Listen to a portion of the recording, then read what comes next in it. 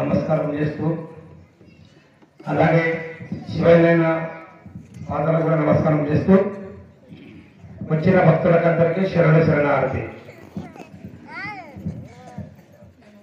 ఎందుకంటే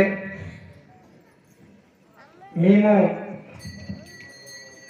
ఎక్కడనో ఎందుకంటే ఒక రాయి పడి ఉంటుంది, దాన్ని తీసుకొచ్చి దాన్ని కొట్టి ఒక ముఖం చేస్తే ఏమైందంటే ఒక గుడికో లేకపోతే ఏదో పనికి వస్తుంది. అలాగనే మీరు ఎక్కడో ఉన్న ఎందుకంటే ఒక దినము అమ్మస పుణ్యం కూడా పొద్దు లేకుండా మాంసం తినేటి వాళ్ళము తాగేటి వాళ్ళము. కాబట్టి అమ్మగారు దయ వల్ల అమ్మగారు వాళ్ళకందరికీ జ్ఞానం ఇచ్చేసి మాకందరికీ కూడా అమ్మగారు చెప్పేసి నాయన ఇది మాత్రము మంచిది కాదు, మీ చేసే పనిది కాదు, మీరందరూ కూడా అమ్మగారు యొక్క భక్తులు అనికైతే అమ్మగారు చెప్పేసి వాళ్ళందరినీ ఈ స్థితికి తీసుకొచ్చారు. అమ్మగారు ఒక దయ, నాయన గారు ఒక ప్రేమ. అలాగనే అమ్మగారు మహిమంటే ఒకసారి మా అన్నగారికి ఇక పూజ ఉండదు, మా ఊరు అందరూ కూడా అక్కడ రాష్ట్రంలో పూజ ఉండదని నాయన కనిపిస్తే అందరు కూడా మా ఊళ్ళో చాలా మంది 18 మంది ఒక జీపు కట్టుకొని అక్కడ రాష్ట్రం పోయారమ్మ. ఇద్దరు ఈ మన అందరూ పోయిన తర్వాత అక్కడ పూజ అయిపోయింది. రావంగా ఏం జరిగింది అంటే బండి ఆక్సిజన్ కలిగేసి బండి 3 పైసలు పడి మా పెద్దన్న పడి ఏం చెప్పిందంటే రాయి పడితే ఇక్కడ 40 కుట్లు పడ్డాయి. అయితే అప్పుడు చాలా పెద్ద జరిగింది. అయితే అప్పుడు అయిన తర్వాత ఎక్కడికి వెళ్ళినామంటే గోడకలు పోయి అక్కడ బాగా చూపిస్తా పక్కనే అక్కడ అంత 5 ఇక్కడ ఉస్మాన్ హాస్పిటల్. అప్పటి నుంచి ఎక్కడ చాలా రక్తం పోయింది. పోయిన తర్వాత అప్పుడు ఎక్కడ ఏం జరిగింది అంటే 3 గంటల మధ్యాహ్నం 3 గంటలు కడితే సాయంత్రం 12 గంటల వరకు రాత్రి 12 గంటల వరకు రక్తం చాలా పోయింది. పోయి అంతవరకు కూడా ఆయన కోమలు వెళ్ళిపోయాడు. వెళ్ళిపోతే అక్కడ నాయన ఫోన్ చేద్దాము, నాయన ఇట్లా జరిగింది అంటే అప్పుడు అంతవరకు ఏమైపోయిందంటే ముక్కులు చివరికి రక్తం వస్తుంది. ఆ రక్తం వెళ్ళిపోయాడు. అయినా ఈయన బతికే భరతం లేదు. ఎందుకంటే ఎవరికైనా కూడా ముక్కడికి చివరికి రక్తం రావాలని చెప్పారు. ఎవరు రామకృష్ణ జగన్ దేవుడు అన్న చాలా మంది మన భక్తులందరూ కూడా దావకానికి వచ్చేసి ఆ తర్వాత ఏం చేశారంటే రాన భగవంతుని దయ అనేసి చెప్పగానే వాళ్ళందరూ కూడా కొట్టేశారు. అంతా కూడా చాలా విపరీతమైన జరిగిపోయింది. నాన్నగారికి ఫోన్ చేస్తే నాన్నగారి అమ్మగారికి అడిగిందంట, అమ్మాయి కలిసింది కనకప్పకు అంటే అమ్మగారు చెప్పిన నాయన చూడు నాన్న చూడండి ఉన్నదా లేదా అనేక అంటే ఫోన్ చేసిన ఆయన చూడండి నాయన ఇట్లా అయిందంటే ముందు చూడండి అక్కడ ఏం జరిగింది నాడంటే చూస్తే నాయన నాడి ఉన్నది అంటే అమ్మగారు చెప్పిన పోయి చెప్తే అమ్మనందగా ఆయనకి ఏమి కాదు, ఆయన తప్పు చదువు అని చెప్పిందట అమ్మ.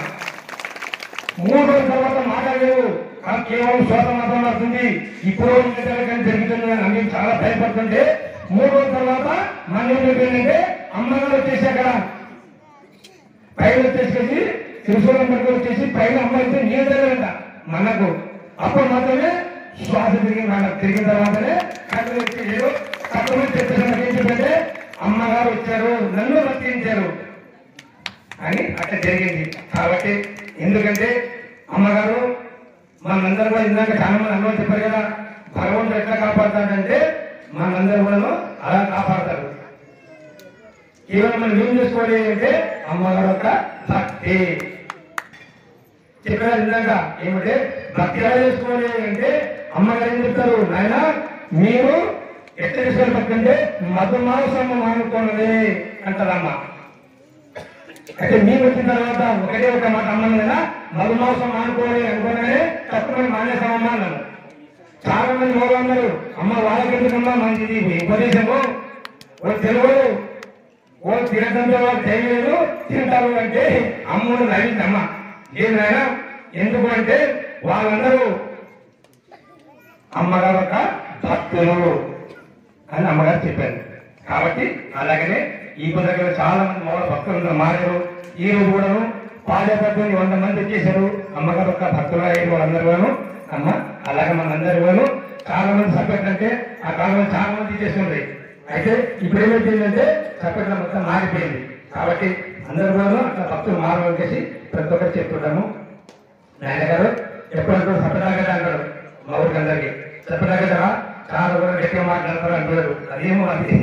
అలాగనే మన ముందు అలాగనే ప్రతి ఒక్కరు భక్తులు కావాలి.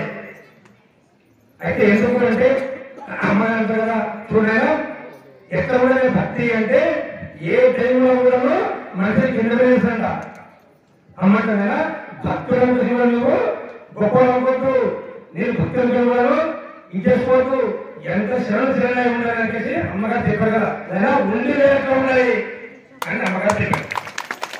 అయితే ఒకసారి అమ్మ మా ఊళ్ళకందరికీ మంత్రం చెప్పింది. ఎప్పుడు చెప్పింది అంటే అమ్మగారు ఒక మా మందిరము పాలతోటి అభిషేకం చేసాము. 3వ రోజు 12 గంటల రాత్రిలో శుక్రవారమే అంతమంది నా డ్యూటీ. అయితే లోపల తిరుగుతుంటే ఆ టైంకు అమ్మగారు వచ్చేసారు. వచ్చి రావడం లోపలికి వెళ్ళి అమ్మగారు ఎవరు అన్నారు ఇట్లా మాట్లాడమ్మా హనుమంతురాగానే అమ్ముండి అన్నది నేను శివనంతో అబ్బు అన్నది. అప్పుడే నాయన కొద్ది చెప్పింది. నాయన వచ్చేసాడు. వచ్చిన తర్వాత నాయన మళ్ళా మా ఊళ్ళందరికీ మంత్రం రాలి ఆడపిల్లలందరికీ అనుకున్నదని అయితే అమ్మ కానండి అనికేసి అమ్మకు అప్పుడు నాయన చిత్రం అయిపోయింది. అమ్మగారు నాయన మీ ఊళ్ళందరూ ఏమన్నారు అంటే అమ్మ మా వచ్చేది మా ఊళ్ళందరూ అంటే తోలుకొని తప్పు అన్నారు అమ్మ. అప్పుడే కైతమ్మ 20 మంది ఉంటారు. తోలుకొచ్చి అమ్మమ్మ గల కూర్చోబెట్టుకపోయింది. అప్పుడు మంత్రం ఇచ్చిందమ్మ. ఎప్పుడు 12 గంటల రాత్రిలో. అయితే అమ్మ ఈ టైంలో మంత్రం అంటే అమ్మన్నది నేను పూర్వకాలంలో ఎవరో శివుడు 33 కోట్ల దేవులకు రాత్రి 12 గంటలకు మంత్రం ఇచ్చాడంట. ఆ టైంలో మీకు వచ్చేసింది అమ్మ.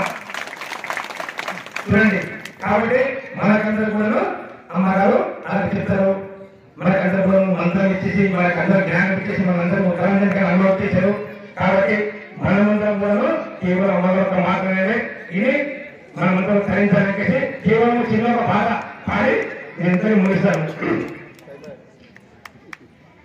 ఏ ఊరు నాది కాదు, ఏ ఊరు యాది లేదు, ఏ ఊరు నాది కాదు, ఏ తోవకాను రాదు, ఎటు పోదు ఏమి చేదు, ఏ తోవకాను రాదు, ఎటు పోదు ఏమి చేదు, నా ఊరిలో నేనున్నవాడు నా దారి తెలుసుకుంటేనే, నా దారి తెలుసుకుంటేనే ఏ ఊరు నాది కాదు, యా ఊరు యాది లేదు, ఏ ఊరు నాది కాదు.